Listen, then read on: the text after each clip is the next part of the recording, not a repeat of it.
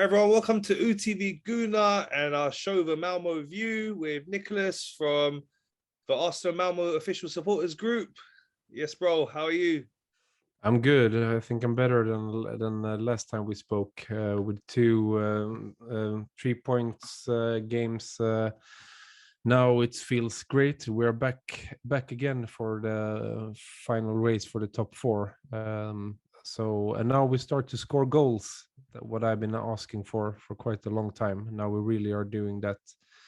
7 goals in 2 games against Chelsea and Manchester United. That's really good. So I feel perfect. How about yourself? Yeah, for sure. Much more happier than when we last spoke. We really needed these last 2 wins. It's ironic because the 3 games before that were games we were expecting we should be able to win.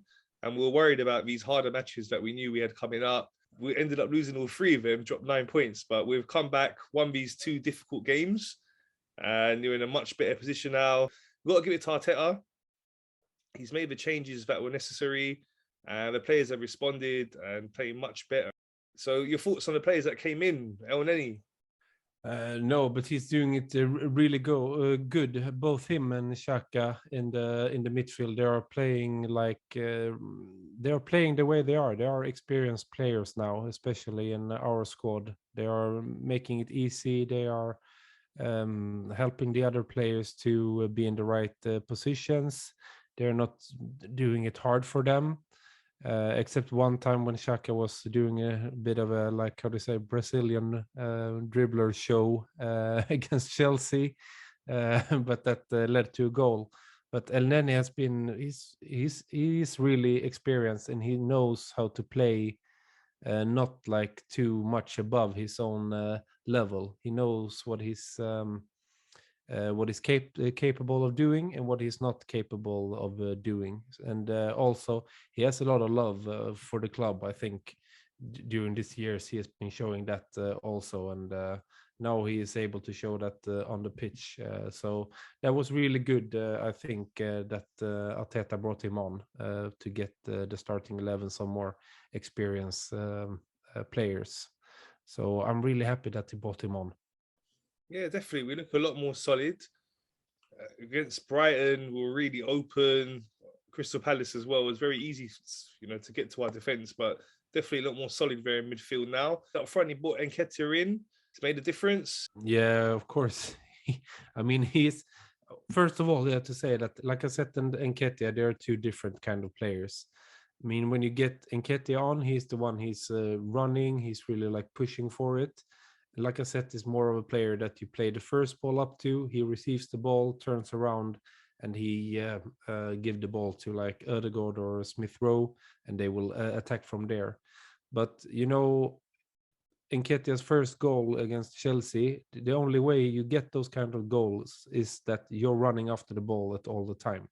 And he's doing that much quicker and more often than Lacazette is doing. And of course, his contract is running out.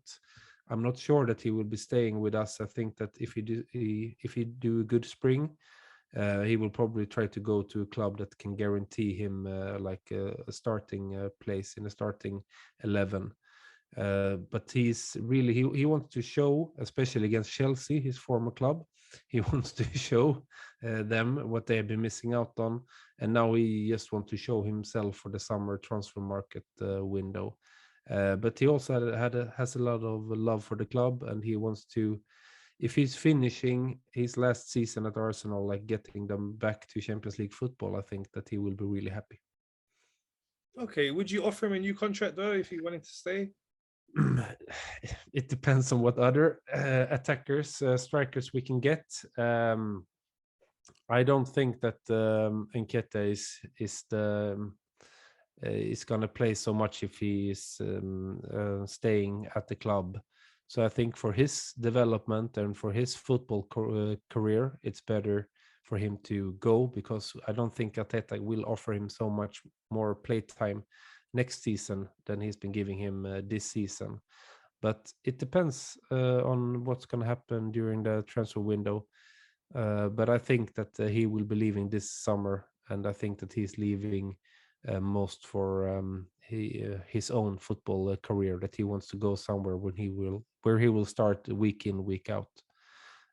So I think it's better maybe than to have Balogun in that position to play in like the Carabao Cup matches, and maybe come on when we have one of our first or second striker injured or something. So I think that Nketiah will be leaving Arsenal, and we'll just have to thank him for maybe helping us now this spring to come back into the Champions League.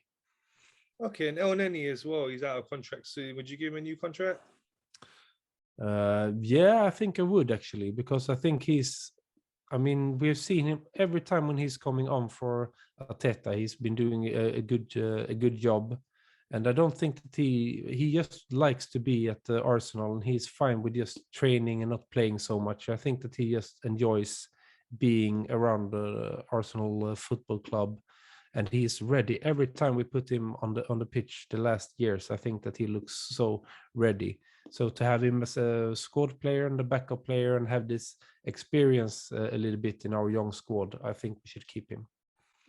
Okay, and many outstanding performances for us in the last couple of matches. Which players really stood out for you? In these last two games, I think Xhaka is incredible good during the Chelsea game. He's running box to box. He's showing that he is like, how do you say, captain material, and he's playing it easy. He's playing hard and fair, and he's mentally balanced also. We know that he can be a little bit too aggressive sometimes, and he's doing the same against Manchester United. He's really taking the responsibility as a central midfielder now when Partey is gone, and he has to finish up with another goal against Manchester United as well. So I'm really happy to see him taking that responsibility, and he sounds so how do you say, clever in the interviews after the games as well, and he also has a big heart for the club. So he's standing out, even if you don't see him so much during the games. He's standing out. And then Xhaka, we've been talking about that a lot here in Sweden. He missed in the Euros the penalty. Now he's been scoring two penalties, looking really confident in big games.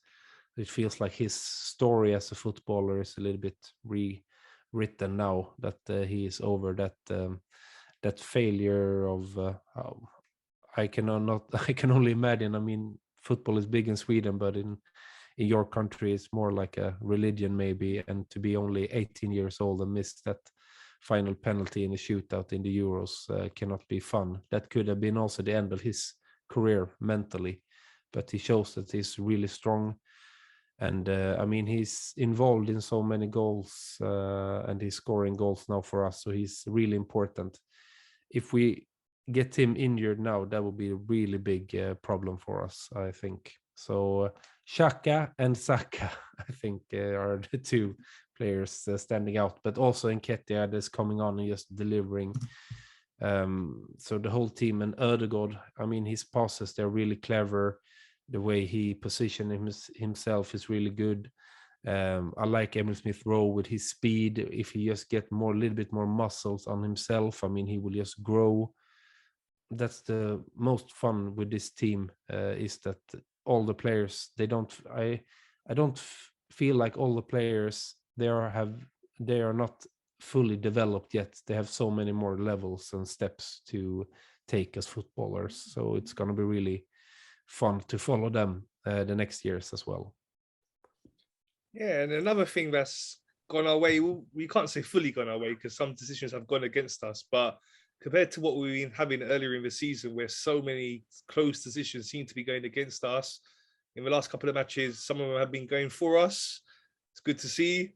Yeah, I don't know what happened, especially during the Manchester United game, and they're playing good. They're better than us the first 20-25 minutes of the second half. They're playing really good. They're really going for it. They're hitting the the posts. They get the penalty that they miss.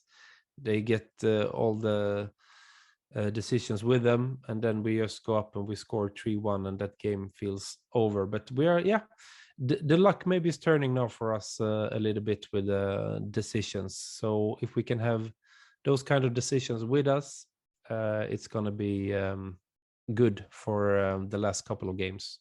And it's also, I was like texting with a friend of mine that is Manchester United, the supporter, and he was so confident that the Nketiah goal was going to be ruled out, and he was really happy. And then a second later, it's a penalty for us instead. So yeah, it's twists and turns with the decisions from the VAR room and also from the referees. They also should get one red card during that game in the tackle that Xhaka is get from Fernandes. So we're not 100% there yet. Results of Tottenham last couple of games. When we spoke last, we were the ones that were struggling and they were playing well. They were scoring a lot of goals, but it's all turned now for them. Last two games, they haven't scored any goals. They lost 1-0 at home to Brighton and drew 0-0 away to Brentford. Your thoughts on them? I didn't see the Brighton game, but the Brentford game I saw quite a lot of. It's fun because Brentford have a lot of Scandinavian players, and also two Swedes playing one Swede playing in Spurs. But that game shouldn't finish 0-0. It should be like 1-1 or 2-2 at least, because both of the team have many good scoring chances. But none of them are able. They're maybe now getting the spell that we had. They're not scoring any goals, maybe. So it goes ups and down, and the North London derby is going to be the vital game. Now we're 2 points ahead, so if we just can keep the same level as if Tottenham win, we win. If we do that until the North London derby, then that game will be really crucial. And now it feels like a little bit, maybe we have a really young squad that can they handle the pressure now? For example, if Tottenham wins against Leicester during this weekend, we play a couple of hours just after that game is starting. Can we handle the pressure and beat West Ham? I really hope so. Yeah, at this point in the season, the pressure's really on. As you said, we've got a young team. We've responded well to pressure at different times in the season, sometimes not so well. But, when we've been down, we've seen we've had runs of losing games, start of the season, responded really well. Had that blip in January as well. We responded really well, went on a good run of winning games. And same thing now for the 3 games that we lost. We've come back now and won 2 games in a row against 2 difficult teams. And looking ahead now to the West Ham game, starting with a team lineup, man. So Tommy's back from his injury. We saw him come off the bench against Man United. It's great news for us. We know he's a really good defender. Would you look to bring him in against West Ham or give him a bit more time? I think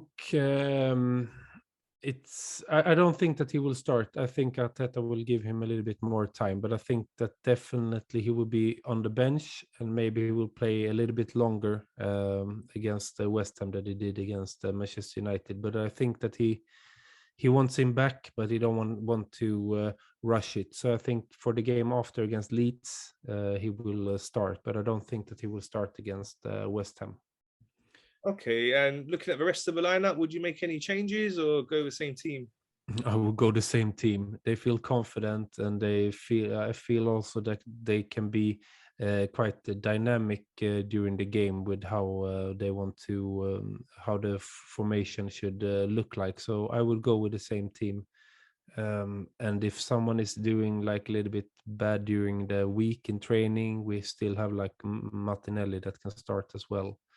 So, but I will go with the same lineup. Okay, and looking at West Ham, they've got quite a few injuries in the defensive positions, so that's good for us. They had a red card as well against Chelsea, so that's another defender out for them in Dawson. And it's also going to be between their 2 Europa League semi-finals. So likely that's going to impact them with fatigue, and also they might rest some players against us. So we're playing them at a good time. But we know they're a very dangerous team. They're having a good season. As we can see, they're in the semi-finals of the Europa League. They've been up there battling for the top 4 most of the season. They've kind of drifted away recently.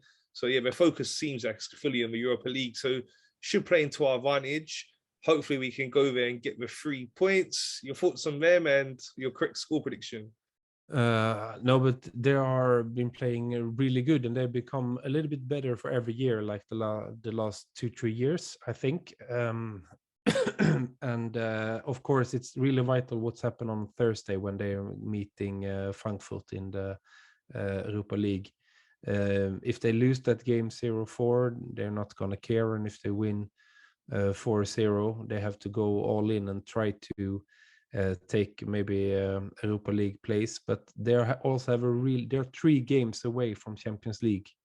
In the status they have now in Europa League, if they can beat Frankfurt, I think in the other game it's Rangers and is it Leipzig in the other semifinal, I think.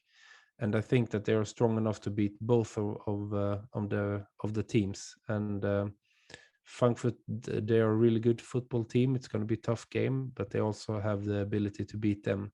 So if I was West Ham and wanted to play like European football, I think in the league maybe they can reach Europa League, but in the Europa League they're only 3 games away from playing in the best club competition in the world. So I think that they will go for that and rest some players against us. I hope so, at least. With that, and then my score prediction, I think actually it's going to be 3-1 again. I think so. I think that they will rest a lot of players, and we will be there. I think that we are much more mentally stronger now than we were 1 month ago. We have learned from these 3 really poor results, and now we're just looking forward with heads held up high and proud. So I think that we will win 3-1 on Sunday against a slightly tired West Ham. Yeah, that would be great. And Tottenham are playing against Leicester, as you were saying. So thoughts on that one? Correct score prediction on that one? Yeah, there's also 2 teams that are not playing so good at the moment. And I think Tottenham, they really need to go for it. They really need to win that game to put pressure on us, since we have kickoff time later.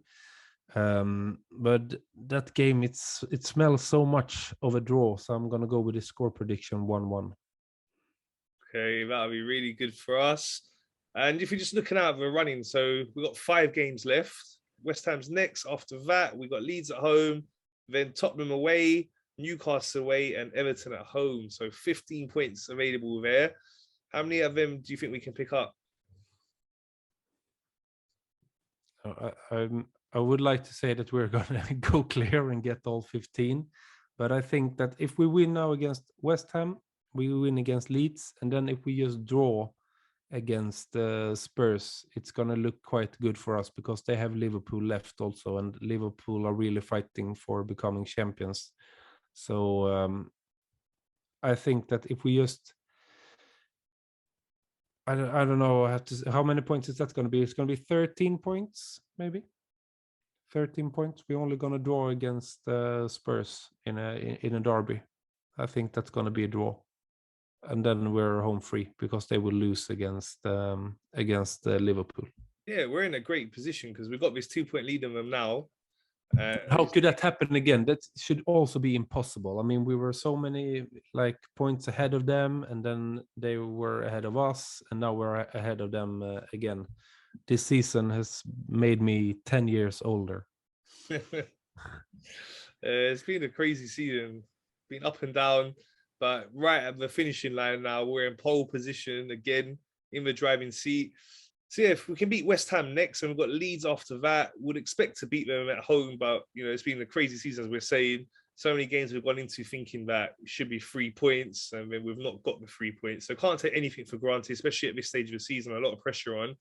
But hopefully, if we can get 6 points in our next 2 games, Tottenham have got Liverpool after Leicester. It's very unlikely they're going to get 3 points there. Can never say never again. It's been a crazy season when they played Man City away.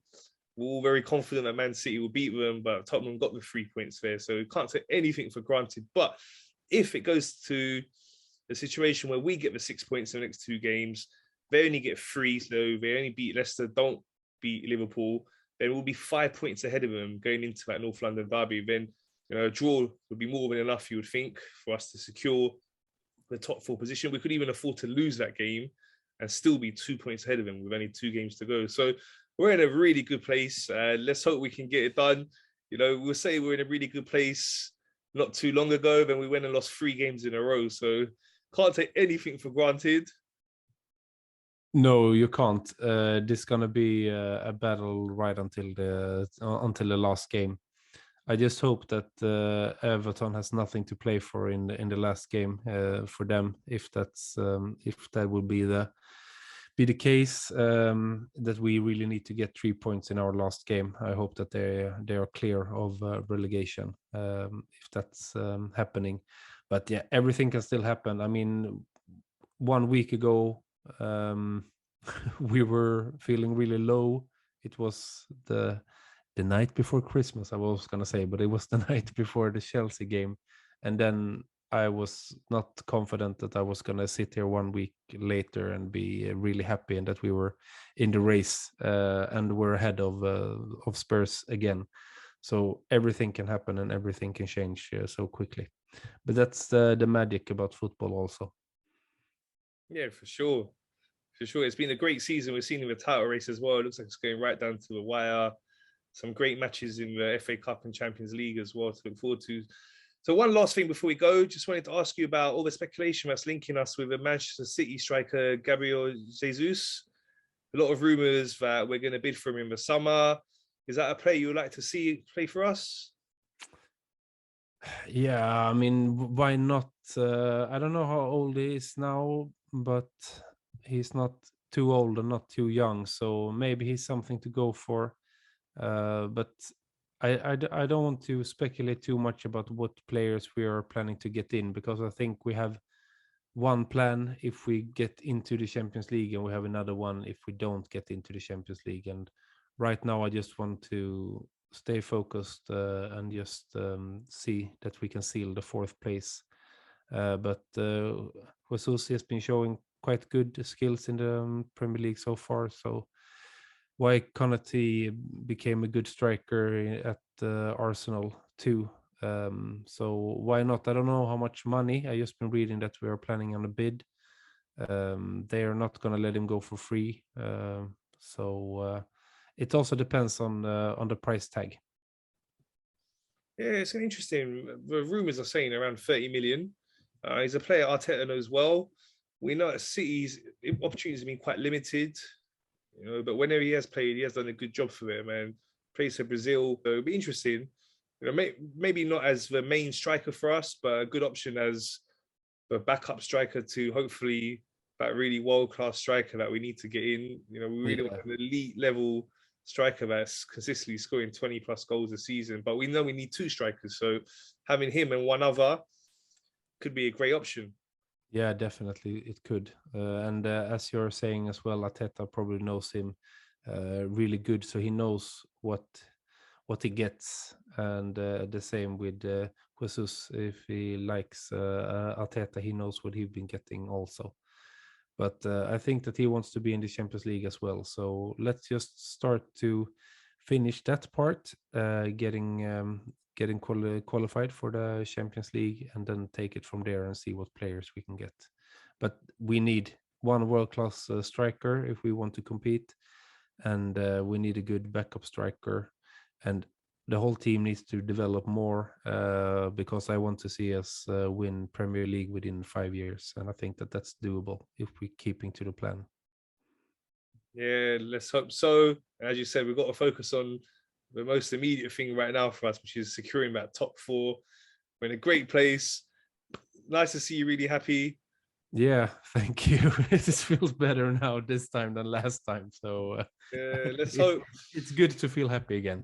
Yeah, for sure. And let's hope when I see you for next week's show, we're discussing a win against West Ham. Thanks, bro. Thank you and take care. See you next week. For sure, bro. Thanks everyone for watching. Please remember to subscribe, like, and share.